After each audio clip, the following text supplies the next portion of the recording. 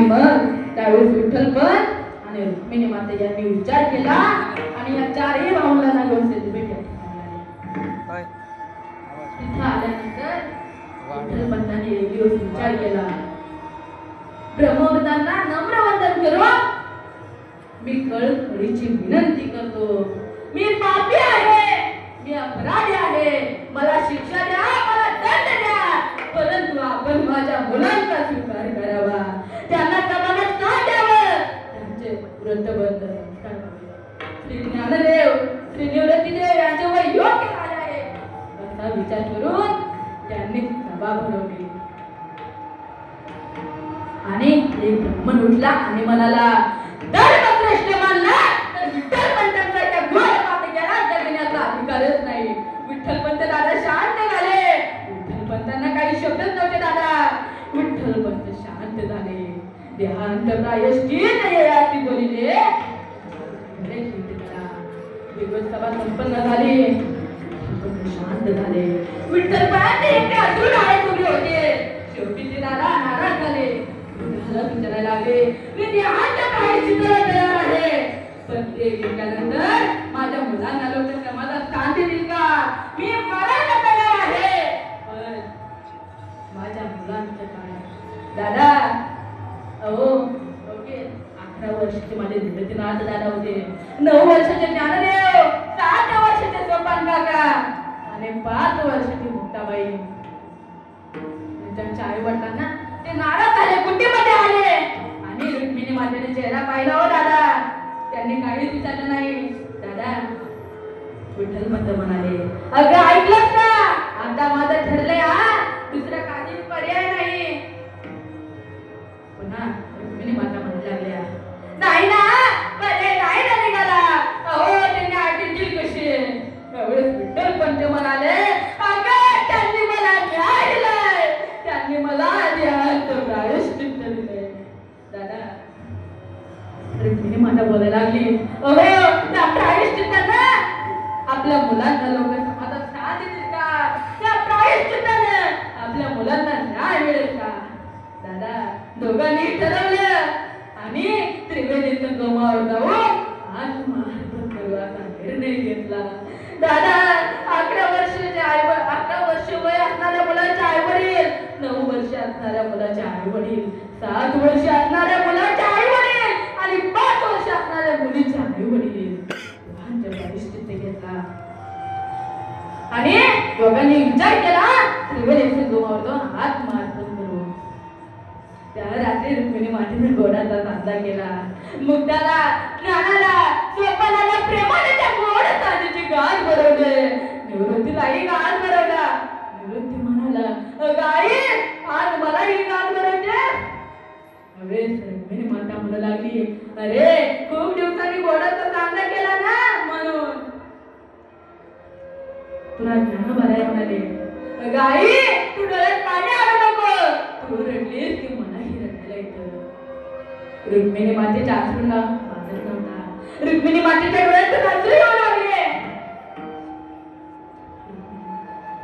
आणि मग रुक्मिणी मातेनं त्यांना भोजन भरवलं आणि झोपी घातलं. रुक्मिणी मातेनं आपलं ताट वाढून घेतलं. विठ्ठल पंतांचं ताट वाढून घेतलं. दादा पण त्यांना जेव वाटलं हो, कसं जेव वाटलं त्यांना? कायम तर सोडून जाणार होते ते आपल्या मुलांना. दादा त्यांना जेव वाटलं नाही. त्यांनी ताट घेतलं, त्याचं देवासमोर ठेवलं. मला म्हणाले, देवा आता आमच्या मुलांचा सांभाळ कर. आमच्या मुलांचा आई वडील तूच आहेस, तूच आमच्या मुलांचा सांभाळ कर. दादा त्यांनी त्याला ते त्रिवेणी संगमावर जाऊन प्रायश्चित्त घेतलं. त्या प्रायश्चित्त घेतलं.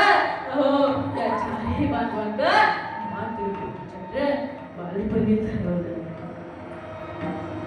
आणि मग या सर्वांना आई वडिलांचं प्रेम श्री निवृत्तीनाथ दादा यांनी दिलं. आई वडिलांनी देहांत प्रायश्चित्त घेतल्यानंतर पुन्हा एकदा आलमबापूर नगरीत सभा भरवली. सगळ्या प्रबोधकांना नामवंदन करून मी कळकळीची विनंती करतो, तुम्ही दिलेल्या निर्णयानुसार, तुम्ही सांगितलेल्या प्रमाणे माझ्या आई वडिलांना शांत प्रायश्चित्त घेतलं. आता त्यांना समाजात स्थान द्या.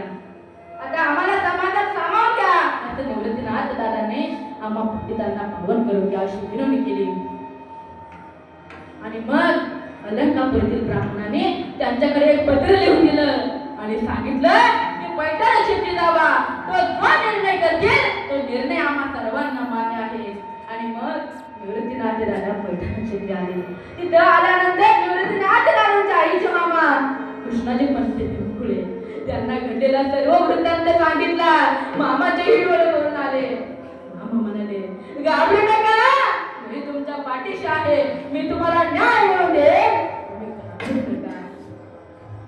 दुसऱ्या दिवशी पैठण क्षेत्र असणाऱ्या नागघाटावरती सभा भरवली. ब्रह्मोर्त आले. अलंकापुरीतील ब्राह्मणाने दिलेले ते पत्र एका ब्राह्मणाने मोठ्याने त्या सभेत वाचलं आणि कळलं की संन्याशाची मुलं आहेत. निरोबाराय मला सांगतात, पत्र वाचून या सकळ झाले श्रुत संन्याशाचे पुत्र कळू आले. आणि हे सर्वांना कळल्यानंतर काहींनी त्यांची नावे विचारली. ए पट्या, ए कावळ्या, तुझं नाव काय? निवृत्तीनाथ दादा म्हणाले, माझं नाव निवृत्ती आहे. ज्ञानोबारायला विचारलं, ए कारण्या, तुझं नाव काय? ज्ञानोबाराय म्हणाले, ज्ञानेश्वर. सोपानाला विचारलं, माताबाईला विचारलं आणि या सर्वांनी नावं सांगितली. आणि मग त्या सर्वांच्या नावावरून खिली उडू लागले. डावळी करू लागले. हे कुठला आणि म्हणाला, नाव कशी काय आहे? तो पहा, तो त्या नागघाटावरून रेडा जातो. त्याचे नाव ज्ञान आहे. ज्ञानोबाराय म्हणाले, हो, तो रेडा आणि मी एकच आहोत. त्याच्या खाली माझा आत्मा एकच आहे. आम्ही फरक नाही. एक ब्राह्मण उठला, म्हणाला, परीक्षा घेतली पाहिजे. काय परीक्षा झाली? तर दुसरा म्हणाला, तुझ्या पाठीवरती आसूर मारले तर त्याचे घाव व त्याच्या पाठीवरती उमटतील का? दादा, एका ब्राह्मणाने ज्ञानोबाराय म्हणाले, हो निश्चितच माझ्या पाठीवरती घाव उमटतील. एक ब्राह्मण उठला, अहो त्या आसूराने त्या पाठीवरती मारायला लागला. त्याच्या पाठीवरती मारायला लागला. काय परिणाम काय झाला? ज्ञानोबारायांची पाठ लाल झाली. ती मुक्ताई मातेनं पाहिली. धावत धावत आसुरानं मारणाऱ्या ब्राह्मणाजवळ गेली. काका, काका मारू नका, काका मारू नका, तुम्ही या रेड्याला मारताय. त्याचा त्रास माझ्या दादाला होते. काका, काका मारू नका. आणि ती पाठ एका ब्राह्मणाने पाहिली. ना ज्ञानोबारांच्या पाठीवरती गाव पडले होते. आणि मग ती पाठ पाहिली आणि मग ब्रह्मोन्नाने त्यांना हात जोडले. त्यांना हात जोडले आणि मग सर्वांनी तो चमत्कार पाहिला. चमत्कार पाहिल्यानंतर काही म्हणला. एक जण उठला आणि म्हणाला, मी काहीतरी गौर मागायला येऊ दिसते. म्हणूनच त्या रेड्याच्या पाठीवरचे घाव त्या ज्ञानेश्वराच्या पाठीवरती उमटले. दादा, नंतर पुन्हा एक परीक्षा घेतली. एक ब्राह्मण उठला आणि म्हणाला, काय बाळा, तू जसा बोलतो तसा हा रेडा बोलेल का? ज्ञानोबाराय म्हणाले, हो निश्चितच हा रेडा माझ्यासारखा बोलेल. आणि मग ज्ञानोबाराय म्हणाले, सांगा काय बोलव्याच्या मुखातून?